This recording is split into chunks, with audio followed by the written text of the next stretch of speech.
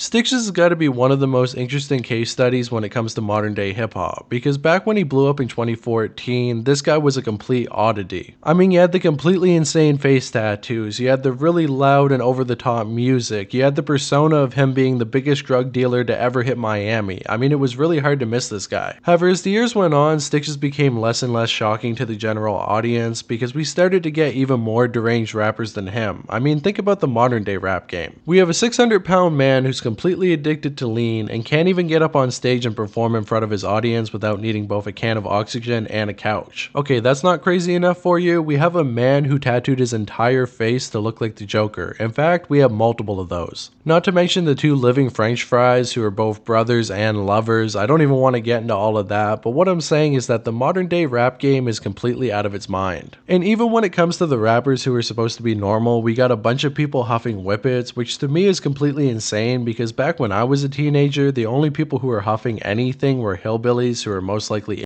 red. So the world is definitely a weird place nowadays, and all of that is to say that if Stitches came out right now, he probably wouldn't get a lot of buzz, as after all, the whole face tattoo thing has already been done, the loud music thing has been done to death. But back when he was first doing it in 2014, this really was something unique, and I feel like Stitches never really gets his props for being the innovator that he is. I mean, I'm not going to sit here and call him the father of SoundCloud rap or anything like that, but as we look through his story, you're going to realize that he actually ended up starting a bunch of trends that we now still see in modern day hip hop, so this guy is strangely influential, and he probably does deserve some props, while at the same time having one of the most embarrassing rap careers I've ever seen in my entire life. So this is definitely going to be an interesting one. Let's get into it. Let's look into the story of Stitches. Philip Katzabana was born June 17, 1995 in Miami, Florida, to a Greek father and a Cuban mother, with him being the youngest of three brothers. However, his family wouldn't remain together all that long, as when he was only 1 year old, his parents actually ended up going through a divorce. And this divorce was definitely a messy one, as his mother actually had to get a full-on restraining order against his father, as he was most likely abusive. However, even with him no longer being able to be around Phil's mother, he was still allowed to see his kids on supervised visits on certain weekends when the court approved it, although he would have to go through a couple anger management classes before he was allowed, which his father actually would go through with at first, but before long he began to miss multiple visits and eventually he completely stopped showing up altogether. This meant that Stitches basically had no connection to his father whatsoever, and on top of that he didn't even pay child support to the family, with his mother going to court multiple times to try to get him to pay up, but his father would claim that he wasn't able to because he was completely broke, while at the same time living in a $2 million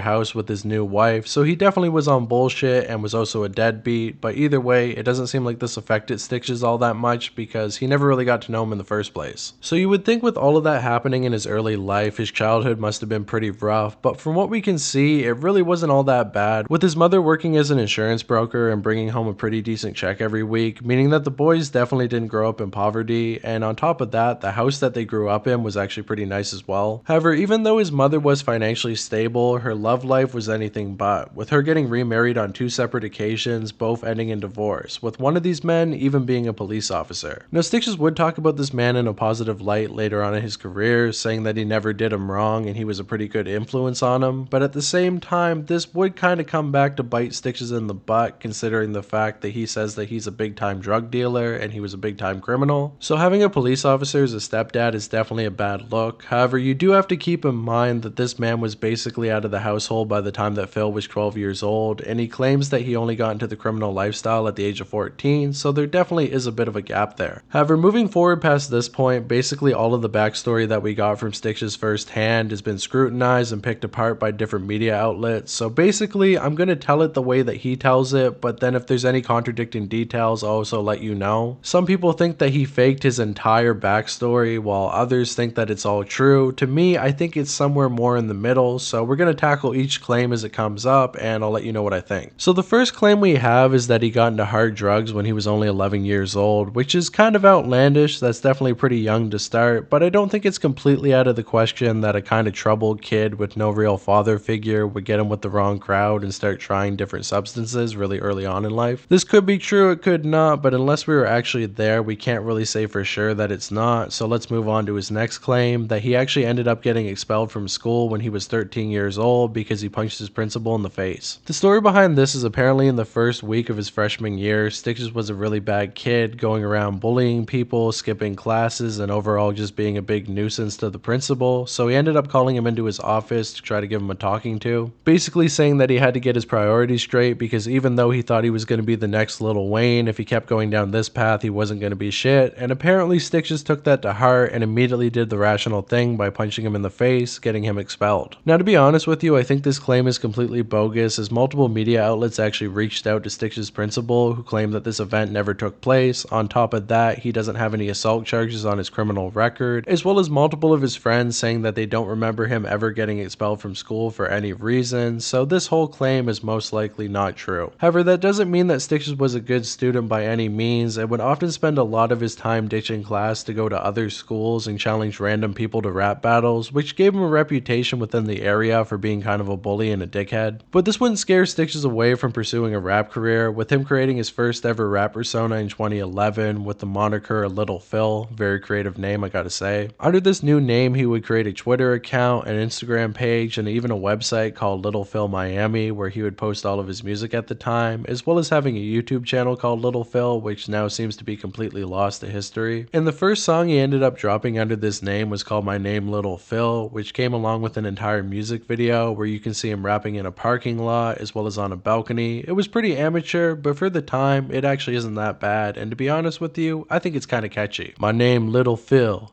ain't nothing lil. My name Lil Phil, ain't nothing lil. These bitches on my dick, just for the thrill. Sometime after that in 2012 he ended up dropping another music video for his track Riding, which is now unfortunately completely lost to history, but we do have a screenshot on his old Twitter account proving that he did get 80,000 views on this in a couple weeks, so apparently Little Phil actually had a bit of buzz. And this is also around the time that he claims that he was getting into a lot of trouble with the police, because apparently he ended up moving out of his mother's house at the age of 14 to hang out with older women, drive expensive cars, hang out in expensive penthouses, and he was funding this entire lifestyle by being a big time drug dealer. Now I'm going to be honest with you, a lot of people think that this story is complete bullshit, but I actually think that it is half true, because first of all, Stitches actually is known for hanging out with older women because his wife is actually 11 years older than him at the time that they got married. On top of that, I think he also was selling drugs around the age of 14, although I think he greatly over exaggerates the level of which he was moving product. And when it comes to all the fancy cars, it does kind of make sense as well, considering the fact that he was hanging out with a guy going by the name of De Niro, who was a lot older than him and had a lot of experience being in the streets. I mean, from what we can tell about Phil in his early days is that he was a very outgoing person who wasn't afraid to talk to just about anybody, so it does make sense that he would eventually meet somebody who was a bit older and into that more rugged lifestyle, and he eventually started to get into it as well. Not to mention De Niro actually got busted for stealing cars on multiple different occasions, so all of the cars that they were riding around in at the time probably were stolen. However, when it comes to Phil's next claim that he was arrested over 10 times between the age of 14 and 16, I'm gonna have to say that that one is complete bullshit, because after all, his criminal record doesn't show any prior charges. However, to be fair, he was a juvenile at the time, so it is possible that his entire criminal record got expunged at the age of 18, but I think if he was getting into that much trouble in that short amount of time, he definitely would have some charges on his name. The only thing that we know for sure is that he was placed on probation at the age of 16, but we're not really sure what the crime was that got him put on this probation, so he definitely was getting into at least a little bit of trouble with the law, but probably not as much as he claimed. Like I said, I think a lot of the claims that Stitches makes are actually somewhat true, but he goes on to exaggerate them to a ridiculous degree, making it so people can't really believe what he's saying anymore. Although one funny thing that I do want to note is that around 2012, Little Phil actually started shilling random products on his Twitter and Instagram, which he most likely was doing for a little bit of extra money, going to show that he might have not been selling as much drugs as he really claimed. I mean, don't get me wrong, get your bag, a side hustle is a side hustle, but it is kind of funny to picture this guy standing on the side of the block moving kilos every day before then returning to his Twitter account to show like some random shampoo for a little bit of extra money. But hey man, that's just the life of Little Phil, you know how he's living, and if you know one thing about Little Phil, you know that he absolutely hates snitches, because apparently with him being locked up over 10 times, every time that he did get locked up, it was because of a snitch. And this made Little Phil so angry angry that he decided that he needed a permanent reminder to never snitch on his boys, so he headed down to Empire Tattoos to get one of the most deranged face tattoos that anybody had ever seen at the time. And all I can say is I do not understand how the man at the tattoo parlor still has a job. How does a 16-year-old boy walk into your studio with barely any tattoos besides one on his neck and a couple on his arms and ask for one of the most gory face tattoos that you've ever heard of, and you simply give it to him? I mean, the guy did mention that they were boys before this point, but still, I feel like this would have ruined any other kid's life. But for Stitches, apparently it was actually a blessing in disguise, because it now meant that he could never get a full-time job, and because of that, he was fully dedicated to rapping. And this is also around the time that he decided to completely drop the Little Phil persona, changing his name over to Stitches, as well as getting married to his at the time girlfriend on Halloween night of 2012, which is a little bit creepy when you consider the fact that she was actually 28 years old at the time that they got married and he was only 17, and the legal age of consent in Florida is only 18, but who knows, maybe they waited until marriage. I mean, I want to give them the benefit of the doubt, but it doesn't seem too long before they ended up consummating this marriage, and he ended up having his first kid sometime in 2013. And he would celebrate all this change in his life by getting yet another face tattoo of an AK-47 right on his jaw, which he says doesn't really have any meaning besides the fact that he really likes AK-47s, which goes to show that he really wasn't thinking too deeply about anything that he was doing at the time. But he also had a lot of responsibility on the way. I mean, after all, he was going to have a kid, he was going to have an entire family he had to support, so he really had to step up either his drug selling ability or his rapping ability. And it was around this time that he started to experience a lot of paranoia, as apparently every time that he saw a police officer, he thought he might be arrested and put in prison for multiple years, never getting to see his kids grow up, as well as never getting to see his rap career grow into anything that he could actually be proud of. So he took Jay-Z's advice and started investing all of his drug money into studio time, working on his first ever mixtape, No Snitching Is My Statement, as well as getting tapped in with multiple DJs and producers through Instagram, including DJ Cinemax, as well as DJ Ace, and even Scott Storch. If you don't know who Scott Storch is, he's actually a very infamous producer that was really big during the 90s, working with people like Dr. Dre and Snoop Dogg, and he was pictured alongside Snitches multiple times between 2012 and 2014, meaning that they had some form of connection. And it was around this time in early 2014 that Stitches would drop his first two songs under his new moniker, going by the name of Dirty Game and Love for My Haters, which both appeared on a compilation mixtape called The Wire, hosted by DJ Cinemax. Apparently the entire point of this mixtape was to give shine to multiple different independent artists from around the country, with both Young Dolph and 2 Chainz appearing on the project, meaning that Stitches was getting around pretty good company even early on in his career. And it seems like DJ Cinemax actually liked Stitches so much that he would allow him to appear on his next compilation mixtape as well, going by the name of Rise of the Indie, where Stitches would appear on the song Work on Your Plate, which in the grand scheme of things doesn't really seem like all that big of a deal until you realize that this song was actually renamed to Bricking Your Face, the song that would eventually blow Stitches up in a big way. And this song could not have come at a better time, because apparently right before this track came out, he actually ended up getting raided by the police, having all of his money and drugs stolen by them, leaving him with only $5,000 left to his name. And it was at this point that Stitches felt that he really needed to make a choice in life. Either he needed to rebuild his drug empire with the remaining $5,000, or he needed to take a shot in the dark by getting his song posted on World Star Hip Hop, which of course costed exactly $5,000. And this was a really big gamble when you consider the fact that nobody really knew who Stitches was. He didn't know if anybody was going to pay attention to him or his music. All he really had was one song that he thought was kind of catchy, an amateur music video, and well, $5,000. So he did what any man would do in that situation, and he went to his wife for advice, asking her if it was the right decision to spend the last $5,000 that they had for a shot to be famous. And at this point she probably already knew what she was getting into when she ended up marrying him, so she told him to go ahead with it, and that's exactly what he did, paying the money, submitting the video, and texting his friends, hey, when we wake up tomorrow, we're gonna be famous. Now keep in mind this music video wasn't actually posted on the World Star Hip Hop YouTube channel, it was actually posted on Stitches' personal YouTube channel and then linked on their website in hopes of getting it more attention, and they simply captioned it by saying unsigned 18-year-old Miami rapper, but apparently that's all it took because the video basically spoke for itself. I mean, like I said before, back in 2014 nobody had ever seen anything like this. The song was so aggressive and in your face, with a music video that was completely deranged, with people throwing around a bunch of flour, dancing around with giant guns, and for some reason a random guy in a Hellraiser mask going completely apeshit, and on top of that, the song itself was actually catchy and pretty good.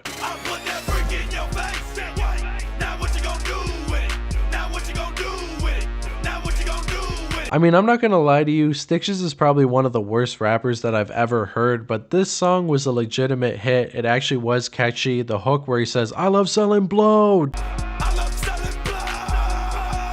definitely got everybody hyped up in a big way, and for the following months in 2014, absolutely everybody was listening to this track. I mean, you even got motherfucking Ed Sheeran giving the track a shout out in one of his interviews, which is pretty crazy to think about because I really wouldn't think a guy like this would ever listen to music like that. Have you heard Brick in Your Face? Who's it by? Stitches. It's this mental Miami rapper. Have you heard it? Yeah, it's a mental song.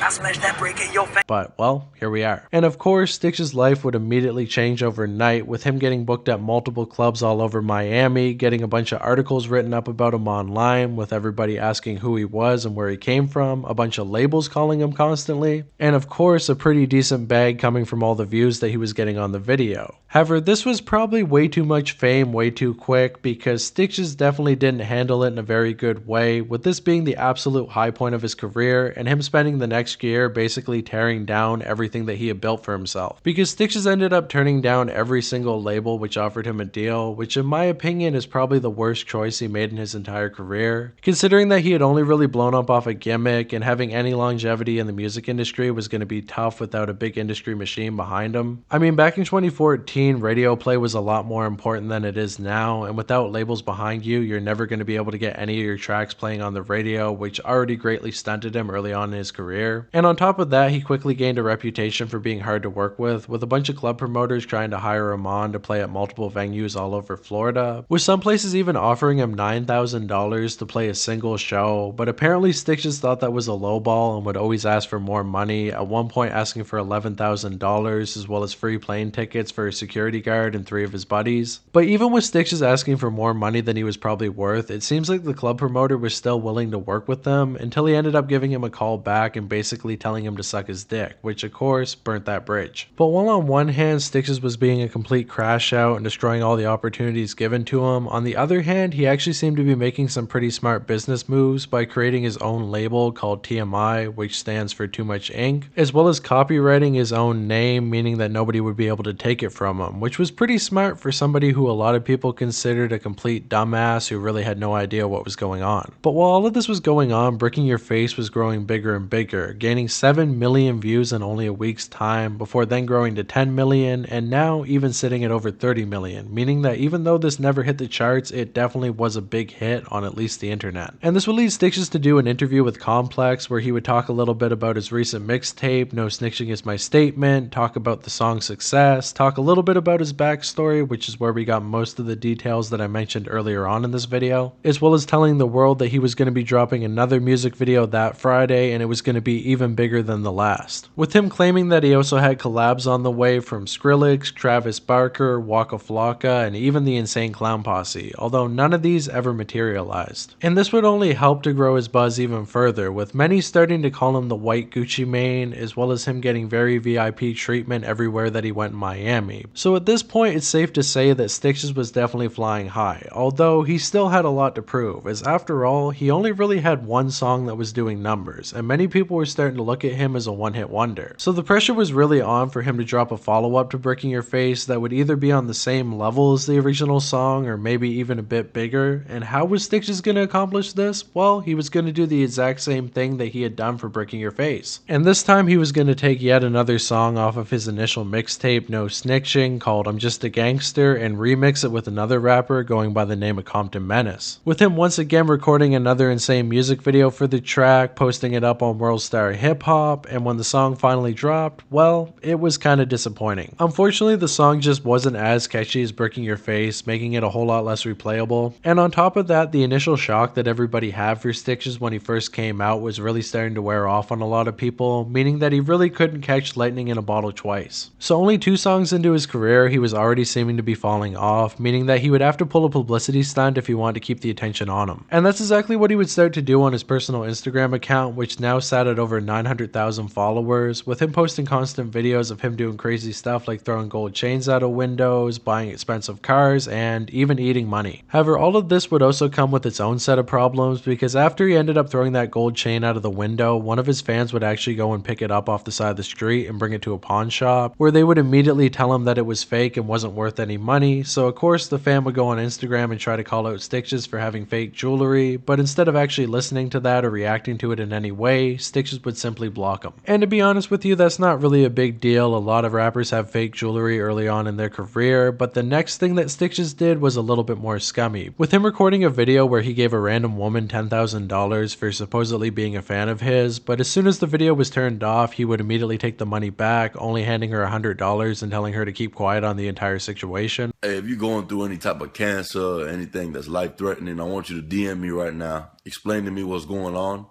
and I want to do something nice for somebody. I want to give somebody $10,000 today. Guaranteed.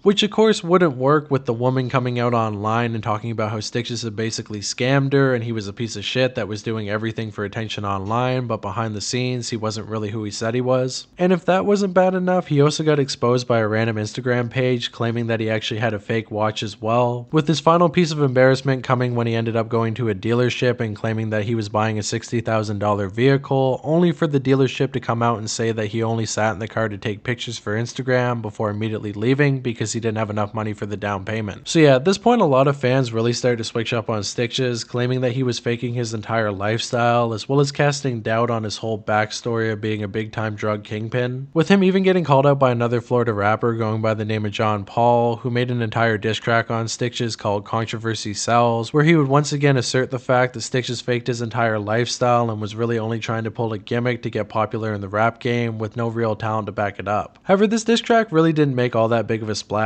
considering the fact that John Paul was a 30-year-old rapper who had already been trying to make it big for years at this point, and a lot of people saw him as kind of goofy for attacking the new blood in the game. And it probably would have been the best bet to completely ignore this, but Stitches couldn't help himself but call out the music video, saying that it only had 5,000 views and that John Paul was a flop, which most likely only sent more of his fans over there to listen to the claims that John Paul was making. And all this pushback against Stitches would reach a head when Miami News Times would put out an article basically delving into his entire backstory and disputing a lot of the claims that he had made over the course of his career. This article included everything that I said previously, with all the fake jewelry, him scamming that woman, as well as them reaching out to his principal, where he would claim that he actually knew who Stitches was by name, but he was never punched out and he was never expelled, and they even reached out to Stitches' family to ask if he was actually a drug kingpin in his earlier life, with all of his family members refusing to comment. Although the journalist did take this to kind of a weird place when he actually ended up going to the house that Stitches was raised in and knocking on the door, as well as giving an entire description of what the house looked like in his article. I mean, the internet was a newer place at the time, and I guess the rules weren't really set in stone, but I do have to say that this feels very invasive, as well as maybe even being doxing. And it seems like Stitches must have felt the same way, because after news reached him that the article writer was trying to reach out to his family, he would immediately call him up and make several threats, as well as claiming that he was going to sue him if he put the article out. But unfortunately for Stitches, that wouldn't make a difference whatsoever, with them still publishing the article in the summer of 2014, which included information about his two older brothers actually being involved in wire fraud and apparently getting arrested for it. So all in one article, they basically exposed Stitches for not actually being a gangster, while also exposing his family for being a bunch of criminals. It's kind of crazy how they were able to do that. So at this point, the court of public opinion was heavily shifting on Stitches. It seemed like his 15 minutes of fame were starting to run out, and he really had to do something quick if he wanted to hold on to his relevancy. So he decided the best thing to do to keep himself relevant would be to call out a bunch of different celebrities and rappers in hopes of gaining their attention. So Stitches would finally get back in the studio and record an all-new track going by the name of Facts, which included a couple lyrics dissing the rapper Young Jeezy, somebody who had previously beefed with Gucci Mane in the prior years. It seems like Stitches was really playing into that whole white Gucci Mane thing that people were calling him, and decided to call out Jeezy for being a snitch, as as well as claiming that he was going to get his chain stolen. And he would even kick it up to the next level when the music video came out by including a couple people in the background holding up signs that said "Rest in Peace to Jeezy." So apparently Stitches was really trying to make this beef a thing, but it seems like young Jeezy never noticed and it never really went anywhere. However, it did get the song a little bit of attention, with it sitting at 10 million views now, so while it wasn't as big as Brick in Your Face, it seems like Stitches was still able to get a little bit of attention by dissing other rappers, although that would set kind of a bad precedent for the rest of his career. However, even with Stitches finding some newfound relevancy, it seems like nothing was going right for him, because soon after that, in October 2014, he would do yet another show at a nightclub, which was a complete disaster. Basically, he was sniffing flower the entire performance, and apparently he even ended up inviting a couple girls to come up on stage and do it with him, with his wife not taking too kindly to that, slapping him in the face, and then immediately running out of the venue. And this immediately led Stitches to chase after her, leaving the show halfway through and missing out on an entire meet and greet that was supposed to take place after the show, which once again pissed off a lot of his fans, with some security even saying that they wanted to beat up Stitches because apparently he was dropping flour on their head throughout the entire show, as well as that flour that I mentioned actually being flour. Yeah, that's right, I wasn't actually talking about Coca-Cola. I mean, yeah, Stitches was trying to pretend that it really was drugs, which led many of his fans to actually sniff it up their nose, and of course, putting flour up your nose is probably not the healthiest activity to take part in, so a lot of fans were super pissed off about that as well. So Stitches had basically ended off 2014 in a very negative way. He basically went from one of the biggest upcoming rappers in the world to being completely exposed for faking his lifestyle, being broke, and being overall shit to his fans. And at this point, I probably don't need to tell you that Stitches was heavily addicted to drugs. Apparently he was stiffing multiple lines of Coca-Cola every day and drinking entire pints of Kool-Aid, so the dude was definitely completely out of his mind. Sadly though, 2015 wouldn't be a much better year for Stitches, with him frantically trying to gain his relevancy back by any means necessary. He started the year off by dropping a mixtape called For Drug Dealers Only, not to be confused with his album For Drug Dealers Only. We got kind of a Xanarchy and Total Xanarchy type of situation here, not really sure why he couldn't have picked a different name, but either way, here we are. And this mixtape would include a couple songs like Kilos in My Bag, which ended up getting a music video on his channel as well, which gained him a pretty healthy 10 million views, which honestly isn't all that bad, but he definitely still wasn't at the level of Brick in My Face. Although the second single off that mixtape, called Molly Cyrus, would start to gain a lot of attention online, as he basically rapped about fucking Miley Cyrus, who was extremely popular at the time for her crashing out all over the place. He also ended up posting a music video which had a Miley Cyrus lookalike giving birth to a fake baby, which of course was pretty shocking to the general audience, and because of that, the music video actually ended up becoming almost as big as Brick in Your Face, gaining 33 million views. Which goes to show that Stitches still had it in him to get viral hits, and he was still able to hit those big numbers as long as he had some kind of hook, although he was still trying to use celebrities' names to gain more attention, which was still a gimmick and probably wouldn't lead to long-term success. After that, he continued to drop tracks on his YouTube channel, including Selling Too Much Yayo, Bad Bitches, and Mail, which all underperformed compared to Molly Cyrus. Once again showing that while he did have a pretty decent fan base, he wasn't able to keep up that level of attention without pulling gimmicks. Although surprisingly, one of his music videos called My Old Ways would gain a pretty solid 7 million views, which was definitely bigger than the other tracks, so maybe it just had to do with the thumbnail or the timing. It's really hard to say with YouTube videos, the algorithm is always changing, but it seems like Stitches wasn't completely falling off. And that can be further proven by the fact that he actually ended up getting 2 features from Kevin Gates as well as a feature from Gucci Mane, which were definitely pretty impressive for the time, considering he was basically an internet gimmick rapper and these were real deal, full-time mainstream industry rappers. However, both of these tracks also kind of underperformed because nobody really wanted to see Stitches be a serious rapper. They only wanted to see his crazy antics and what he would get up to next. So Stitches once again decided that it was time to try to clout chase off another bigger rapper, and this time he picked Tyga, as he had recently gotten into a relationship with a 17-year-old Kylie Jenner while he was 28 years old, which must have reminded Stitches of his own relationship, as that's the exact same age gap between him and his wife, so it seems like he would really want to get out there, get active, and tell Tyga that he was doing a good thing by dating a 17-year-old. But instead of doing that, he decided to tell Tyga that he actually ended up hooking up with Kylie while the two of them were dating, with him teaming up with another rapper going by the name of Ink Monster, who had previously claimed to hook up with Kylie before then introducing Stitches to Kylie, and then the two of them hooked up as well. The whole situation is pretty weird and it didn't really make a whole lot of sense, but they did end up putting out a bunch of doctored screenshots of messages between Kylie and Ink Monster to try to gain more attention on this beef, which was a really bad move on their part because absolutely nobody was on their side and a lot of people were really starting to look at the the two of them as washed up rappers who were trying to get attention by beefing with somebody who actually had relevancy. But it seems like the two of them didn't get the message, with them finally trying to capitalize on this so-called beef by dropping a diss track called Kaiga She a Lie. However, we can't really tell how well this diss track did because unfortunately the entire music video was deleted, as apparently somebody on Tyga's camp decided to reach out to Ink Monster and tell him to take it down or there would be litigation. And with no public response from Tyga, this entire beef fizzled out and Stitches once again found himself fading into irrelevancy, with him soon after putting out an entire album called For Drug Dealers Only, which most fans considered an extremely rushed mess with poor production, poor rapping ability, and just overall being one of the worst hip-hop albums to ever come out in the past decade. It didn't chart, it didn't seem to get the attention of any mainstream outlets, and at this point you would think that Stitches would fade away completely, but he had one more trick up his sleeve. This time he was gonna beef with the Game. Now Stitches claimed that the reason that he went after the Game is that he apparently made a subliminal tweet diss against him saying that he was gonna pull his ponytail out, and Stitches took that so personally that he ended up making an entire post with once again doctored screenshots of him and the Game going back and forth, with Stitches apparently claiming that he was trying to challenge him to a fight, but the Game ended up backing out. And this actually got the attention of the Game, with him making an Instagram video basically saying that he never hit up Stitches, they never talked before, but if he really wanted to fight, he definitely would put hands on him. Sent your fat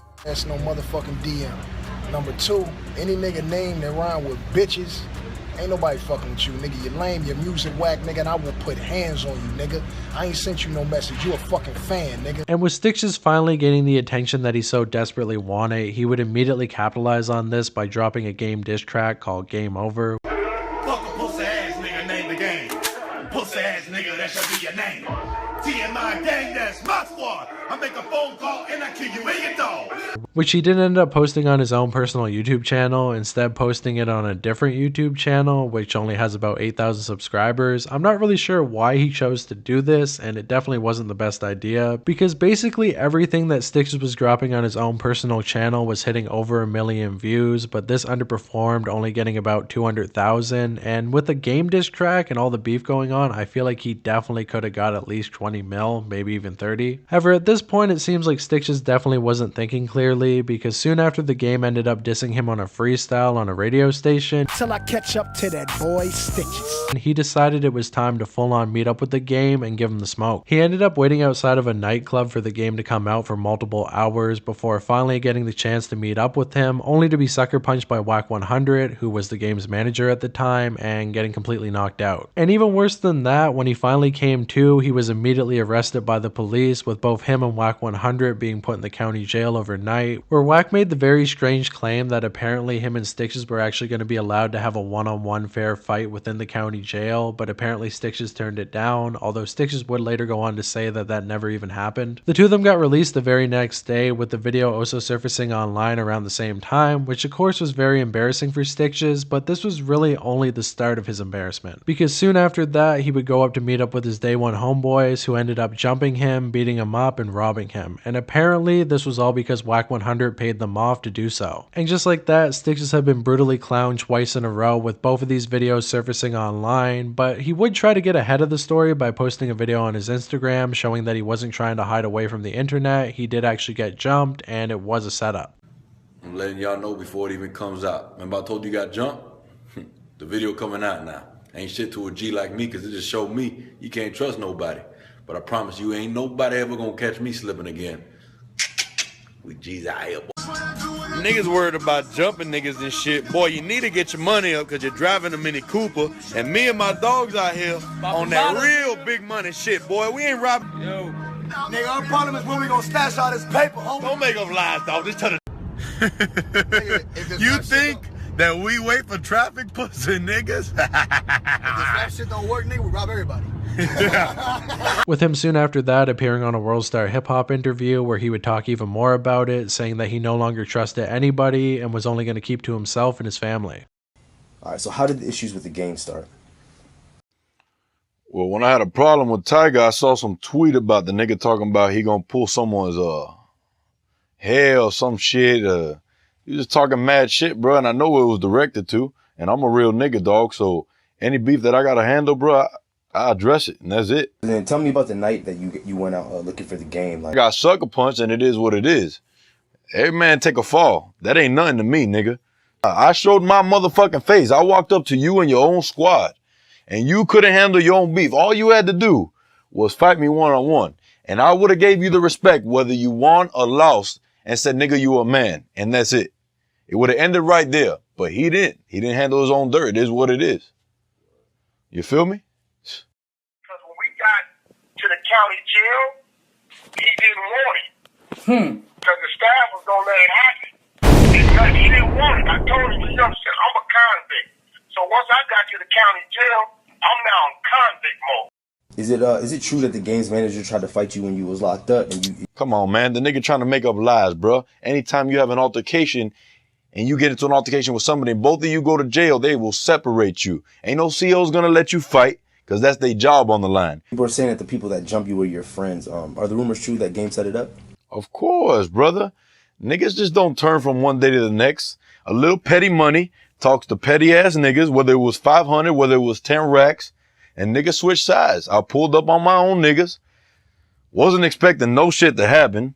And all of a sudden, an altercation came, dog, and I had niggas hitting me, dog. What the hell am I gonna do? Those niggas was my niggas. You feel me? And they've been riding with me for a little minute, dog. So at the end of the day, I learned my own lesson. So everything happens for a reason in life.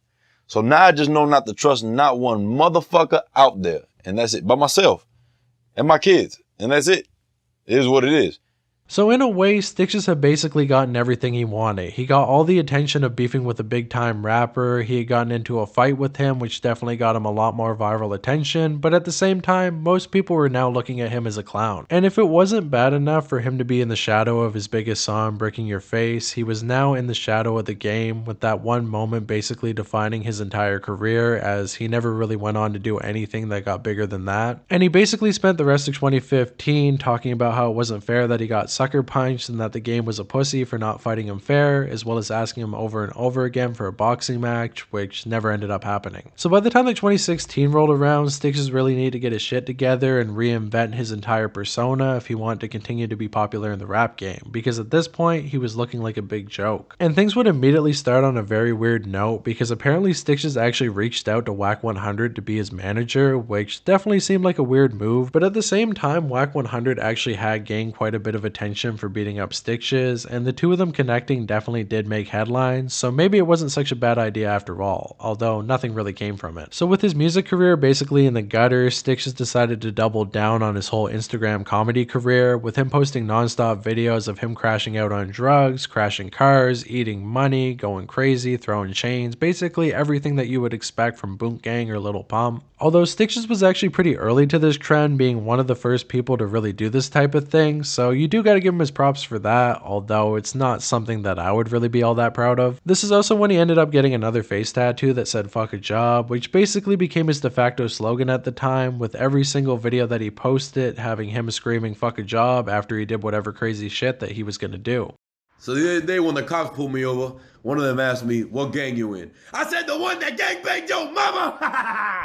Job, fuck a job! And surprisingly, all of this really did start to reinvent Stitches. He was getting a lot of attention on Vine, he was getting a lot of attention on Instagram, he was going viral almost every single month, and it seems like he might have actually been able to have a comeback. And you can say a lot about Stitches, but one thing that you can't say about him is that he ever misses out on the chance to get another hit song, because he ended up dropping a remix of an Adele song called 1,000 Dimes, which was basically kind of a parody of the track. Instead of talking about calling 1,000 times, he was talking about selling 1,000 dimes, and apparently people found this really funny, or maybe actually liked the track, because once again it ended up becoming another big hit. This video ended up hitting 30 million views on YouTube, and when you think about it, it's actually pretty impressive, because Stitches was able to get a big hit on YouTube in 2014, 2015, and now 2016, meaning that his career had actually lasted a lot longer than most would have expected. At this point it'd be kind of hard to consider him a one-hit wonder, because it's not like he had one hit and then another big hit immediately after that. They were more spaced out, and it seems like he was able to get attention year after year after year, although none of his songs ever charted, so I guess he's more of a no-hit wonder. After that track, he had followed up with another music video for his track She's the Devil, which is a weird kind of pseudo-rock song, which is not very good, but I have to say it's very different. Don't come around me, it's dangerous.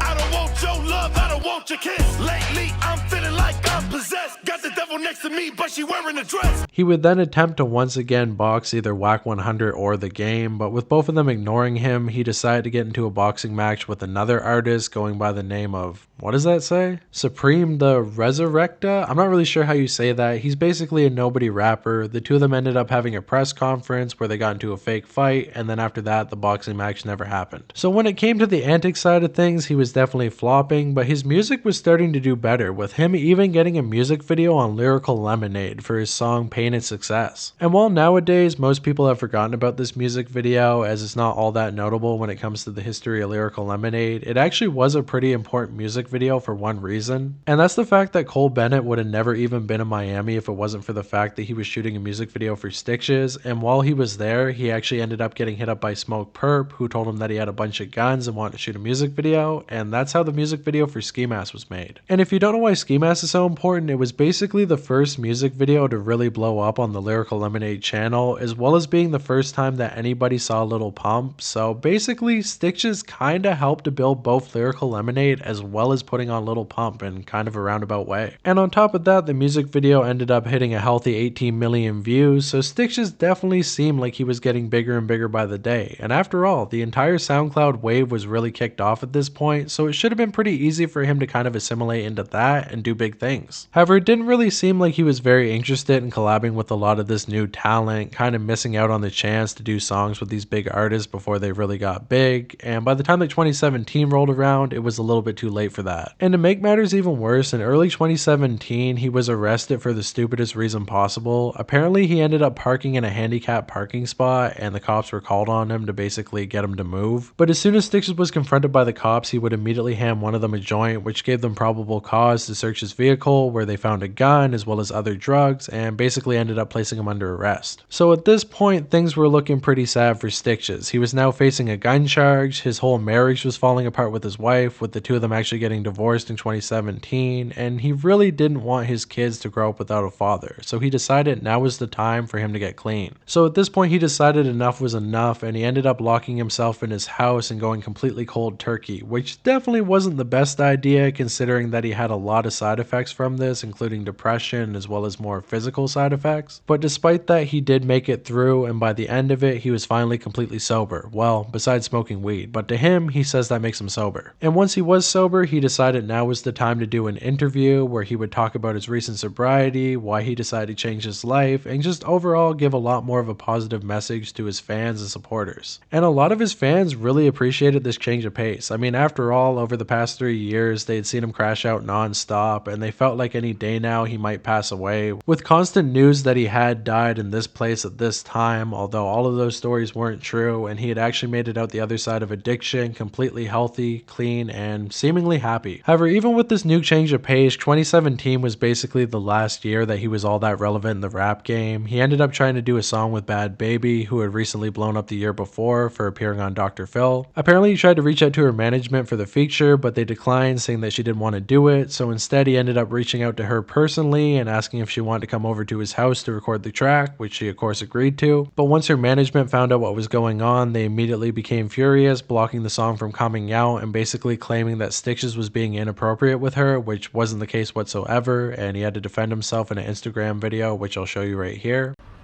Hello, people.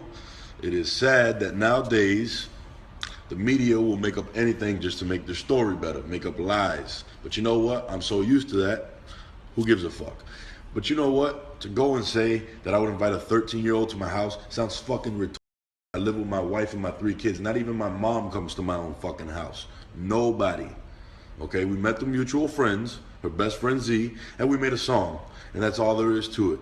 Her managers got mad about it, and that's it. So to go and make up lies, take that shit somewhere else, right? And for all the people talking about her 15 minutes of fame are gonna end and that she's a bad person, listen, I met her. She is a good person, okay? And she is a superstar. And you can't judge people upon what you see on the media. I met her. She's a good person. Take my word for it. Danny, why are they judging me? Because they don't like me. Why do they make me seem like I'm an enemy when I'm a good guy? Because they need to be caught outside. How about that? So it seems that even though Stitches was trying to put himself in a more positive position, the media wasn't going to leave him alone, and they were going to continue to shit on him for basically everything he did because, well, that's how they get clicks. However, on the music side of things, nothing was really hitting. He ended up putting out a mixtape in 2016 called Tales from a Drug Dealer, which basically nobody paid attention to, and honestly, it's really bad. In 2017, he ended up putting out 2 mixtapes, one called Coca-Cola Holiday and the other one called I Need Rehab, which both once again basically fell on deaf ears, and honestly, I didn't even listen to these, but they're probably not all that great. He would continue to drop music video after music video on his personal channel, with each of them doing less and less numbers every time he dropped, until eventually in 2018, he was practically completely irrelevant. The only real notable things from this year was him dropping a project called Time for Murder, as well as taking a shot at Tekashi 6ix9ine, who had recently blown up in a big way in 2017. Stitches basically claimed that he was the original Tekashi 6ix9ine, and that 6ix9ine had basically stolen everything that he had going for him with the face tattoos, the beefing with random people, and all the clout chasing, which is kind of true in a way, but 6ix9ine definitely did it better. I pressed it. I pressed it. I pressed it. This car, none of this shit means shit. Spit on this car. I pressed the button. I pressed the button. I pressed it. I pressed it. I'm back. I'm back. I'm back. I'm back. I'm back. I'm back. They don't want to see me back. They don't want to see me winning. They want to blackball me. Well, guess what? I'm kicking the door in, and I'm pressing the button. I'm pressing the button. I am pressing the button. Woo!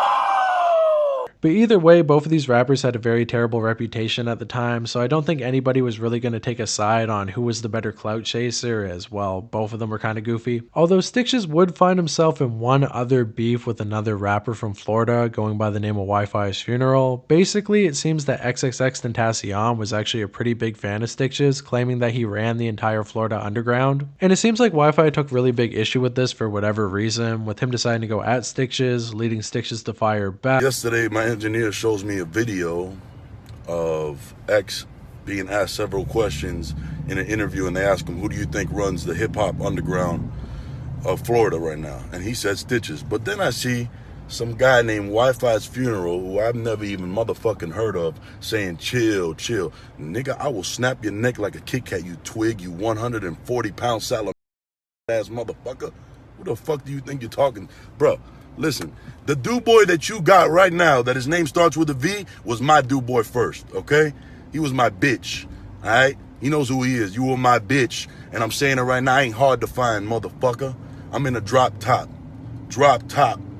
Showing that old habits die hard and that he still wasn't above getting into a little bit of beef from time to time. He even ended up dropping an entire diss track called Funeral, which honestly didn't really get anybody's attention, as at the time both him and Wi-Fi weren't really all that relevant. They then attempted to set up a boxing match, which never ended up happening, and then after that, Stitches basically completely faded away. After 3 solid years of getting some pretty big internet hits, he was never able to get a hit in 2017, he was never able to get a hit in 2018, and the only real notable thing that he did in 2019 was appearing on a cypher alongside the Insane Clown Posse, Ouija Mac, and Mac Lethal of all people. Apparently this was only done because ICP ended up falling out with a lot of their fellow collaborators, so they basically had to bring in any old random person to get on the recent cypher, and well, I guess Stitches was available, so they decided to bring him out, and honestly, this is one of my favorite songs of all time. It's just so crazy to see all these random people together on a single cypher. This would be like the XXL freshman list if everybody was addicted to heroin. After that, in 2020, he would drop one more album called Married to the Bricks, which I actually remember being pretty good at the time. I listened to quite a few songs on there, so it seems like he was improving as a rapper, but at the same time, this was too little too late. He should have put this project out back in 2015. At this point, he was basically 5 years past his prime, and besides one music video called I'm So Lost kinda doing numbers on YouTube and giving him a little bit of a comeback, after that, he basically completely faded away. He stopped dropping music, he stopped appearing on Instagram, he basically took down everything that he had up and just kind of faded into the distance. And I think a lot of fans were okay with that. I mean, after all, he definitely gave them a lot of entertainment over the years, and they didn't really want to see him grow stale as the years go on, continuing to try to gain clout and basically doing anything he can to get attention. As after all, he wasn't a 21-year-old man anymore, he was now getting into his late 20s, and trying to do that type of stuff would definitely come off as pretty corny, although let's be honest, when he was 20 it was also kind of corny. And that probably would have been all there was to the story of Stitches, with him fading away after after 2020, with people fondly remembering him and him raising his family in a very happy and sober way. Although, unfortunately, in 2022, that entire illusion was shattered. Because it seems at some point between 2020 and 2022, Stitches actually ended up relapsing because he actually ended up calling the police on himself for some supposed intruders that didn't even exist. Now, nobody knows for sure what really went down here, but what most people think is that he was up for over 3 days drinking a lot of Coca-Cola, and because of that, he started to go through psychosis and hallucinate people who weren't even there. But unfortunately, when the police went into his hotel room, they also found a gun, which of course once again got him in trouble with the law. And on top of that, all of the supporters who have been behind him all these years, hoping that he would remain sober, were pretty disappointed to see that he had once again relapsed and was already back to his old ways. He also was seemingly with his wife at the time. I'm not really sure if this is the same woman that he was married to in 2017 or a brand new woman, but either way, his kids weren't around, which is a good thing, but it definitely wasn't the best look. And since then, Stitches basically hasn't done anything. He does post randomly every once in a while on Instagram, basically showing off a new snippet or talking about how he wants to put new artists on and work with new people, but for the most part, I feel like most people have forgotten about him. And to be honest with you, that's kind of sad to see, because I definitely feel like this guy could have had a pretty solid rap career if he had to simply sign with a label who could have really helped him out in his early days. Imagine a world where Stitches ended up signing to a label and getting big time collaborations with people like XXXTentacion, City Morgue, 6ix9ine, and I mean hell, who knows, maybe he would have even got a feature from somebody like Waka Flocka or DMX. I mean, the sky would have been the limit, but unfortunately, he decided to be greedy. He decided to not sign that deal and take all the money for himself, and well, this is where it led him. I mean, don't get me wrong, I'm all for being an independent artist, but sometimes when you strike gold, you gotta really capitalize on it. You can't really rest on your laurels and hope that the money will keep coming in, because eventually it's all gonna fade away and you're gonna be sitting there wondering, why did I do this? And all I can say is that I really hope that Stitches saved all his money from all those music videos, because at this point, he's basically a washed up 30-year-old rapper with a bunch of really ugly face tattoos that he can't get lasered off. He's never going to be able to get a job, and well, things are looking kind of bleak. However, I don't want to leave it on such a dark note, so I do want to say, you know what, Stitches definitely has a lot of influence in the modern rap game. He definitely did start a lot of trends that other SoundCloud rappers would jump on later in life. And for a rapper with absolutely no talent whatsoever, he definitely made it a lot farther than most people probably would have expected. But at this point, my honest opinion for Stitches would be to give up on music altogether. I mean, you had your run, I think people really enjoyed it. I'm not saying you can't make a song from time to time, but I think you should put more of your attention into starting a podcast. It sounds kind of goofy, but this guy has been so mysterious for so many years, with a lot of people really wondering about his past and everything going on with him. So I feel like if he did a podcast with somebody like Boont Gang, where the two of them talked about their past with drug addiction, a lot of people would really enjoy that. In my opinion, that's $1 million idea. So if you guys actually end up going through with that, you definitely got to credit me and cut me in on a little bit of that cheddar, you know what I mean? But nah, for real, you don't got to do all that. I just really think that a podcast between the two of them, or even just a solo podcast with Stitches,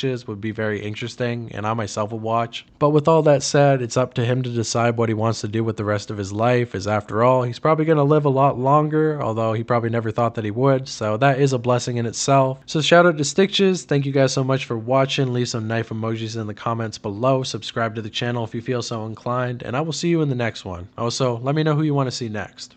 Bye. I'm a cokehead. I won't smoke with a 21-year-old because I'm not irrelevant.